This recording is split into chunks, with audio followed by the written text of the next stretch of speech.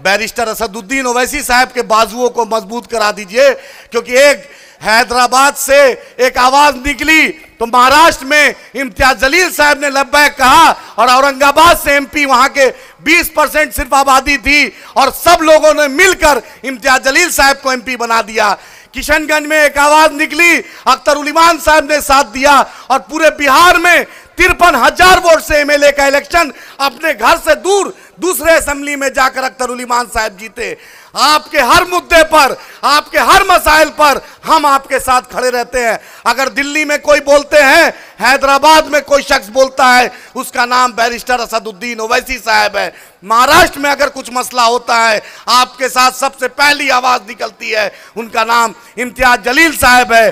बिहार के असेंबली में, बिहार के असेंबली के बाहर अगर पलटू राम को आंख से आंख मिलाकर कोई बोलता है, उस शख्स का नाम अख्तर उल ईमान है, जिसने ईमान से समझौता नहीं किया। चारों बिक गए, लेकिन जिसने ईमान से समझौता नहीं किया वो अख्तर उल ईमान साहब आपके बीच है। दोस्तों, राणा भाई आपका अपना है। राणा भाई बैरिस्टर असदुद्दीन ओवैसी साहब का भेजा हुआ नुमाइंदा है, अख्तर उल ईमान साहब का नुमाइंदा है, आपका अपना है। आप राणा भाई को अपना बना लीजिए, राणा भाई को बता लीजिए, राणा भाई आपका अपना बनने के लिए तैयार है। और जो लोग सोच रहे हैं कि ये मजलिस है, शिरवानी से परेशानी होगी और ये आगाज है लोकसभा, इंशाअल्लाह ताला अल्लाह ने चाहा तो पूरा चंपारण मजलिस इत्तेहादुल मुस्लिमीन हम चुनाव लड़ेंगे, डंके के चोट पे चुनाव लड़ेंगे इंशाअल्लाह ताला। फिर बताएंगे कि दलाली जो कर रहे हैं उन दलालों को जवाब चंपारण की सरजमी देगी। ये चंपारण वही धरती है जिसने बैरिस्टर मोहनदास करमचंद गांधी को महात्मा गांधी बना के भेजा। आप सीताराम बाबू के बेटे को एमपी बना के भेजिए, इंशाअल्लाह ताला। बैरिस्टर साहब के दाएं में इम्तियाज जलील साहब बैठेंगे, बाएं में अख्तर उल ईमान साहब बैठेंगे, तो आपका भाई राणा रंजीत भी उसी सफ में बैठेगा। फिर हम बताएंगे, एक ही सफ में खड़े हो गए महमूद और रियाज, ना कोई राणा रंजीत रहा ना कोई अख्तर उल ईमान, सब मजलिस हो गया, सब एमआईएम हो गया। अपनी क़ियादत को मजबूत कीजिए। और पटना में जो बैठा हुआ है तेजस्वी यादव को यह गुरूर है कि हम जिसको चाहेंगे टिकट देंगे, उसको जवाब देना पड़ेगा। शहाबुद्दीन साहब की बेवा आज अकेले चुनाव लड़ रही है। राष्ट्रीय जनता दल के लोगों, इस सीवर की जनता जवाब देगी, जरूर जवाब देगी। उसकी बेवा चुनाव लड़ रही है, उसके खिलाफ तुमने अवध बिहारी चौधरी को चुनाव लड़ाया। तुम्हें बतलाएंगे इंशाअल्लाह ताला।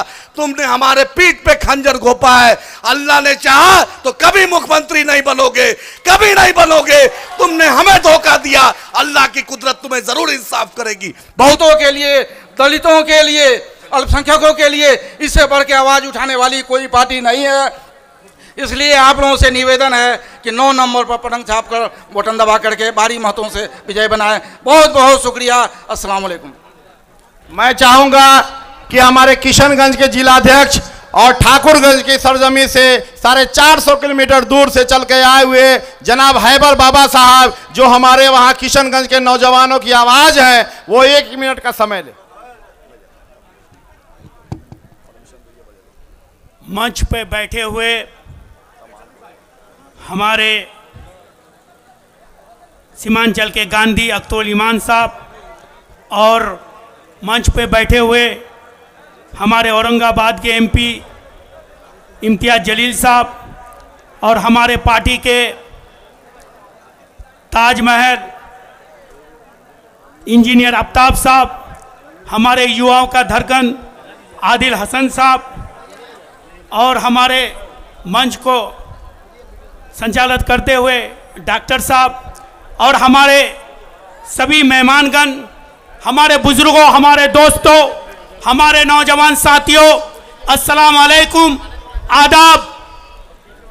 हम राणा रंजीत साहब को और आप सभी को तहे दिल से शुक्रिया अदा करते हैं कि हमारे राणा रंजीत साहब ने ये साबित कर दिया, ना मैं हिंदू हूं, ना मैं मुस्लिम हूं, ना मैं सिख हूं, ना मैं ईसाई हूं, मैं एक हिंदुस्तानी हूं।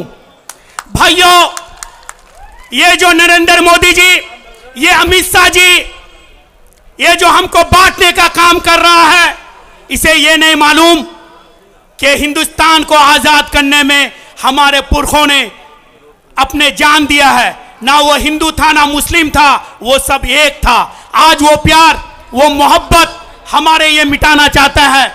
जब दिवाली होती थी तो मिठाइयाँ हमारे मुसलमान के घर पहुंचाया करता था और खाया करते थे, और जब ईद होती थी तो ईद का समय हमारे हिंदू भाई खाया करते थे।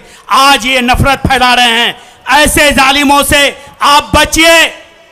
और सुन लीजिए नरेंद्र मोदी जी, अमित शाह जी, आप जितना कर्म कर लीजिए, हम बांटने वाला नहीं है। हिंदुस्तान किसी का बाप का नहीं है, हम सबका है और हम सबका रहेगा। यही बात कह के मैं अपनी बात खत्म करता हूं और आपसे गुजारिश करता हूं, आप लोग से अनुरोध करता हूं कि आने वाले 25 को राणा भाई को अपना वोट देकर दिल्ली भेजिए और कामयाब कीजिए। अस्सलाम वालेकुम, जय हिंद, जय भारत।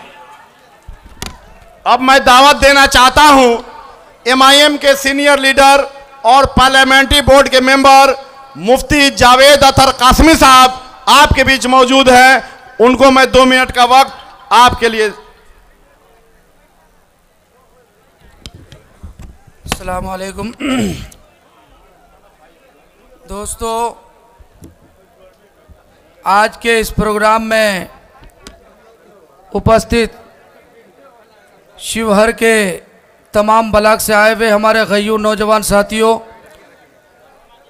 और स्टेज पर तशरीफ़ फरमा मुल्क मिल्लत के गयूर नौजवान साथियों और हम सब के गार्जियन इज़्ज़त माब जनाब इम्तियाज़ जलील साहब और बिहार के सदर और अमोर असम्बली के मेंबर असम्बली इज़्ज़त माब जनाब अख्तुल ईमान साहब और MIM के बुनियादी और अपने खून पसीना से सींचने वाले इज़्ज़त माब जनाब इंजीनियर आफ्ताब साहब और तमाम नौजवानों के दिलों की धड़कन जनाब भाई आदिल साहब, हैबर साहब, नसीम साहब, डॉक्टर शमीम साहब और हमारे जो प्रत्याशी है तमाम दिलों की धड़कन और सीताराम बाबू का सपूत जनाब राणा रंजीत जी यहाँ पर उपस्थित है। हम सबका स्वागत करते हैं। साथियों, इस वक्त जो हमारी पार्टी के तरफ से उम्मीदवार है, न सिर्फ भारतीय जनता पार्टी के पेट में दर्द हो रहा है जो सेकुलरिज्म का झंडा लेकर के लोगों को ढंढोरता है, तेजस्वी यादव के पेट में भी दर्द हो रहा है। वो इसलिए कि मजलिस का उम्मीदवार क्यों है, भारतीय जनता पार्टी इसलिए खौफजदा है कि राणा रंजीत जी को क्यों उसने मैदान पे उतारा है। याद रखिए, हिंदुस्तान को हमने आज़ाद कराया है। जब इस देश को आज़ादी के लिए कोई स्वतंत्रता सेनानी की ज़रूरत पड़ी थी तो मौलाना अबुल कलाम आज़ाद, मौलाना हुसैन अहमद मदनी और गांधी जी इस मुल्क को आज़ाद कराने के लिए आया।